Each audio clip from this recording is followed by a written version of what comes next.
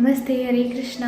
ഇന്നെല്ലാവരുടെ ഒരു സംശയമാണ് തീർക്കുന്നത്. നമ്മളെപ്പോഴും മഹാഭാരതത്തിന് കുറ്റം പറയുന്ന ഒരു കാര്യം, 5 പേരെ കല്യാണം കഴിച്ച ഒരു സ്ത്രീയുടെ കഥ.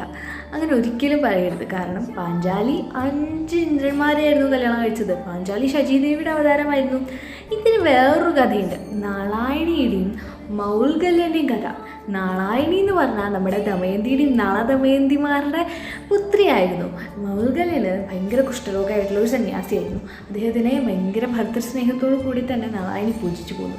അങ്ങനെ ഈ പൂജയിൽ സംതൃപ്തനായിട്ട് മുനി ചോദിക്കും, എന്ത് വരാണ് വേണ്ടത്? അപ്പോൾ അങ്ങ് 5 രൂപ എടുത്തിട്ട് എൻ്റെ കൂടെ ഉണ്ടാവണം എന്ന് പറയും.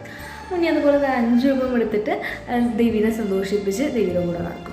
അങ്ങനെ എല്ലാത്തിനും വിരക്തനായിട്ട് മുനി സന്യാസത്തിന് പോകുമ്പോൾ നാളായണിക്ക് വിഷമമായിട്ട് പറയും, അങ്ങ് പോരുതെന്ന് പറയും. അപ്പോൾ മുനി പറ്റില്ല എന്ന് പറയും. പിന്നെ നാളായണി തപസ് ചെയ്യും, മഹാദേവനെ പ്രസാദിപ്പിക്കും.